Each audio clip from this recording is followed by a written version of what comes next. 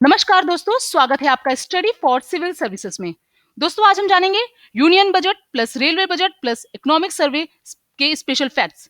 तो budget special facts आपके लिए तैयार है। सबसे पहले दोस्तों जानेंगे बजट क्या होता है। धन के आय और उसके व्यय की सूची को कहते हैं बजट। व्यय शास्त्र में यानी माइक्रो इकोनॉमिक्स में बजट एक महत्वपूर्ण अवधारणा है यानी कि कॉन्सेप्ट है। बजट किसी देश का हो सकता है दोस्तों, किसी संस्था का हो सकता है या व्यक्तिगत अथवा पारिवारिक बजट हो सकता है। इस बार पहली बार ऐसा हुआ है जब से देश आजाद हुआ है, यूनियन बजट और रेलवे बजट है वो कंबाइन पेश किया गया है, कंबाइन किया गया है। जो अंग्रेज पहले जो हम पे रूल करते थे यानी ब्रिटिशर्स हम पे रूल करते थे, वो रेल और यूनियन बजट को उन्होंने अलग कर दिया था। 92 वर्ष बाद ये हुआ है कि सालों के बाद रेलवे और यूनियन बजट कंबाइन किया गया है और 17 सितंबर 1924 को रेल बजट और यूनियन बजट को अलग कर दिया गया था। तो ये महत्वपूर्ण जानकारी दोस्तों हम बता रहे थे आपको। भारत का वित्त मंत्री होता है दोस्तों, वो बजट पेश करता है। अभी जो हमारे वित्त मंत्री हैं वो अरुण जेटली हैं और उसके पहले पी चिदम्बरम थे। सबसे पहले जिन्होंने बजट पेश किया था आजादी के बाद, पहले वित्त मंत्री थे आर के षणमुखम शेट्टी। इनका कार्यकाल 15 अगस्त 1947 से 1949 तक था। पहला बजट अनाउंस हुआ था 1947 में आजादी के बाद। तो दोस्तों बजट स्पेशल फैक्ट जानते हैं। केंद्रीय मंत्री अरुण जेटली द्वारा लोकसभा में प्रस्तुत आम बजट 2017 से 2018 में रेलवे को कितने करोड़ रुपए की वार्षिक योजना का लक्ष्य रखा गया दोस्तों? 1,31,000 करोड़ रुपए का। केंद्रीय वित्त मंत्री अरुण जेटली वर्ष 2017 में रेल बजट को अलग से पेश की जाने वाली कितने वर्ष से चल रही परंपरा को खत्म किया गया? 92 वर्ष की। दोस्तों मैंने आपको जैसे भी पहले थोड़ी देर पहले ही बताया था कि 92 वर्ष सालों के बाद रेल और यूनियन बजट कंबाइन किया गया है और 17 सितंबर 1924 को रेल बजट और यूनियन बजट को अलग कर दिया गया था। वित्त मंत्री ने किसानों के लोन के लिए कितने लाख रुपए करोड़ का फंड निर्धारित किया है दोस्तों? 10 लाख रुपए करोड़ के 10 लाख रुपए करोड़ के फंड को निर्धारित किया है किसानों के लिए। वित्त मंत्री के द्वारा वित्तीय वर्ष में खेती कितने प्रतिशत की दर से बढ़ने की उम्मीद व्यक्त की गई है? 4.1%। वित्त मंत्री द्वारा मनरेगा में वर्तमान वित्तीय वर्ष में कितने लाख तालाब का लक्ष्य रखा गया है? 5 लाख तालाबों का लक्ष्य रखा गया है। कितने लाख? 5 लाख। भाजपा की नेतृत्व वाली वर्तमान एनडीए सरकार का यह आम बजट कौन सा है दोस्तों? तीसरा। वित्त मंत्री के द्वारा छोटी कंपनियों का टैक्स 30% से घटाकर कितने प्रतिशत किया गया है? 25%। वित्त मंत्री द्वारा कितने लाख से अधिक कैश ट्रांजैक्शन पर रोक लगाई जाएगी दोस्तों? 3 लाख से अधिक। 3 लाख से अधिक जो ट्रांजैक्शन होंगे वो डिजिटलीकरण के तहत होंगे, मतलब कैश लेन देन नहीं होगा। ये मैं आपको पहले ही बता चुकी हूँ जो मैंने वीडियो बनाया हुआ है। वित्त मंत्री द्वारा महिलाओं के आंगनबाड़ी के माध्यम से कितने करोड़ रुपए के खर्च का विशेष प्रावधान रखा गया है? 500 करोड़ रुपए का। वर्ष 2017 से 2018 में वित्त मंत्री ने मेडिकल पोस्ट ग्रेजुएट शिक्षा में कितने सीटें बढ़ाई जाने की घोषणा की है? 5,000 सीटें। वर्ष 2017 से 2018 में वित्त मंत्री ने सरकारी घाटा 3.2% से कम करके कितने प्रतिशत करने का लक्ष्य रखा है दोस्तों? 3.0%। केंद्रीय कपड़ा मंत्री स्मृति ईरानी ने किस राज्य में पहले April and garment making centre का उद्घाटन किया? मेघालय में। पूर्व केंद्रीय मंत्री एवं इंडियन यूनियन मुस्लिम लीग के किस नेता का 1 जनवरी 2017 को निधन हो गया? ई अहमद का। केंद्र सरकार ने किसकी पुण्यतिथि पर स्पर्श कुष्ठ जागरूकता पखवाड़े का आयोजन किया दोस्तों? महात्मा गांधी। वर्ष 2017 से 2018 में वित्त मंत्री अरुण जेटली ने लघु सिंचाई के लिए कितने हजार करोड़ रुपए निर्धारित किए दोस्तों? 5,000 करोड़ रुपए। 2022 तक किसानों की आय दोगुनी करने का लक्ष्य देश की आर्थिक स्थिति को अत्यधिक मजबूत प्रदान करेगा। आम बजट 2017 से 2018 में इलेक्ट्रॉनिक और टेक्सटाइल क्षेत्र में कोई बड़ी राशि प्रदान की गई है। रोजगार के नए अवसर उपलब्ध कराने में हाउसिंग कंस्ट्रक्शन रियल एस्टेट की बड़ी भूमिका है। रियल एस्टेट को भी बजट में प्रोत्साहित किया गया।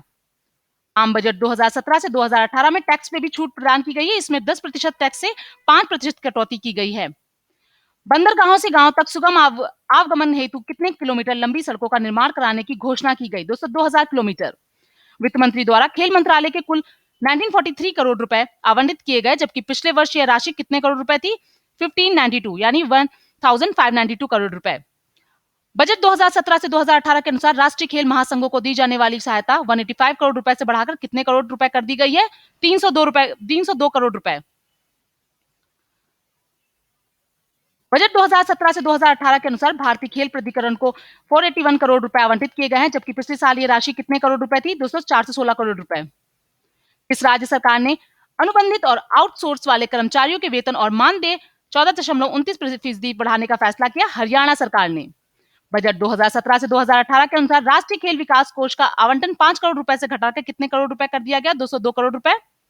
वित्त मंत्री ने बजट 2017 में से 2018 में खेलो इंडिया योजना के लिए कुल आवंटन कितने करोड़ रुपए से बढ़ाकर 350 करोड़ रुपए का कर दिया गया? दोस्तों 140 करोड़ रुपए। आम बजट 2017 से 2018 में सरकार ने डेयरी उद्योग हेतु नाबार्ड के माध्यम से कितने हजार करोड़ रुपए का इंतजाम किया गया? 8,000 करोड़ रुपए। आम बजट 2017 से 2018 में सरकार ने स्वच्छता अभियान को प्रोत्साहित करने हेतु ग्रामीण इलाकों में अब कितने फीसदी सैनिटेशन प्रबंध किए जाने की घोषणा की? दोस्तों 60%।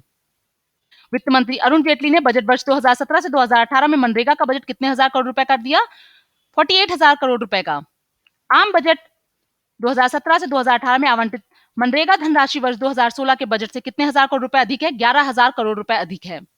आम बजट 2017 से 2018 में की गई घोषणा के अनुसार 1 करोड़ रुपए से अधिक की आय पर कितने प्रतिशत का अधिमार लागू रहेगा? 15%, 15%। रेल बजट स्पेशल अब बता रहे हैं दोस्तों, ध्यान से सुनिएगा। पिछले 92 वर्ष की परंपरा को बदलते हुए पहली बार रेल बजट को आम बजट के संयुक्त रूप से पेश किया गया। आईआरसीटीसी से बुकिंग करने पर कोई सर्विस चार्ज नहीं लगेगा। रेलवे द्वारा 2020 तक ब्रॉड गेज लाइन पर मानव रहित रेलवे क्रॉसिंग समाप्त कर दी जाएगी। पर्यटन और धार्मिक यात्राओं के लिए नई ट्रेनों को चलाया जाएगा। वित्त वर्ष 2017 से 2018 में 3500 किलोमीटर का ट्रैक बिछाया जाएगा। रेल सेफ्टी फंड के तहत 5 साल के लिए 1 लाख करोड़ आवंटित किए जाएंगे। इन निधि का प्रयोग करने के लिए सरकार द्वारा गाइडलाइन बनाई जाएगी।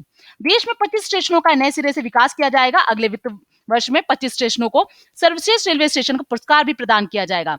दिव्यांग व्यक्तियों की सहायता हेतु 500 रेलवे स्टेशनों पर काम किया जाएगा और इन एस्केलेटर्स और लिफ्ट्स लगाई जाएंगी। भारत के 7,000 रेलवे स्टेशनों पर सोलर पावर से चलाया जाएगा।